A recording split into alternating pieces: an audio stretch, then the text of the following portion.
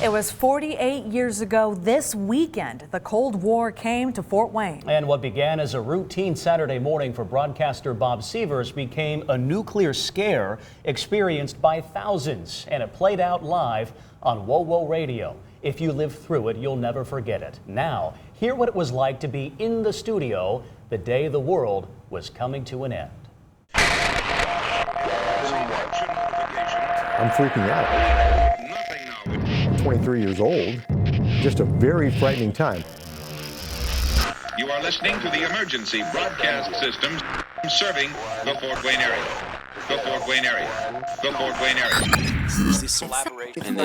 These very towers carry the WOWO radio signal. On that morning, Bob Sievers was behind the microphone. He had just introduced the Partridge Family, and moments later, he was rudely interrupted.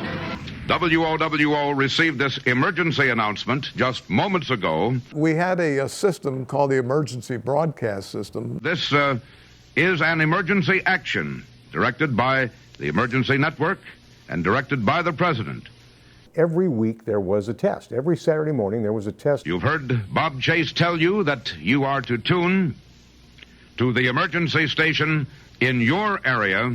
Certain stations, and WOWO being a 50,000 watt station in those days, Westinghouse Broadcasting, was charged with alerting the surrounding area of about 3 states with the 50,000 watts in case of an emergency. And we were all used to it. Bob was used to it. This station has interrupted its regular program at the request of the United States government until February 20th of 1971.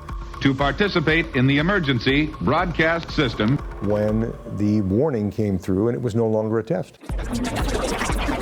On that day, the code word from the Air Force, we had envelopes that were sealed, meant to signal a real emergency, matched what was on file at WOWO. We have received this official emergency action notification with the proper identification indicating a national emergency. Kind of like a password with today's computers. And for Bob Sievers, he did what he was trained to do. He went on the air narrating what could be the opening salvo of World War III. That's right, and he did not know that it wasn't. At this point, at the microphone, I know of nothing to cause this. We are waiting from Stuart Dan in the WOWO newsroom to bring us some information from any of our wire services. Like a captain going down with his ship, Bob stayed on the air, telling his audience what he knew, which wasn't much. In the audio, you hear Bob call for all the news people to come to the station if they hear him. And at this time, I would personally like to urge all members of the WOWO news staff, any in the area and listening, to report to us immediately. And I was a news person, albeit one with only a year's experience. Again, ladies and gentlemen, we ask you, please do not call us to ask what is the matter. We are endeavoring to find out ourselves.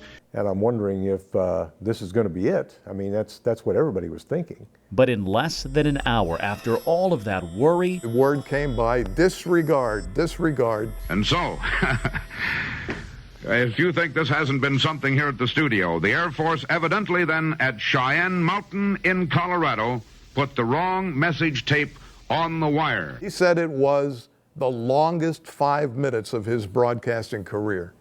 It literally frazzled him and wore him out. Today, 48 years later, that story still echoes through the halls of WOWO.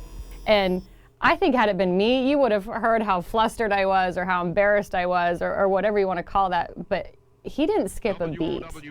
I mean, Bob, it was sheer magic, I think, how he handled that whole situation. And I can only hope that if, heaven forbid, that ever happened to me, I could handle it just as gracefully. So the next time you drive past these towers on US 24, think about all of the history and all of the stories they have yet to bring us.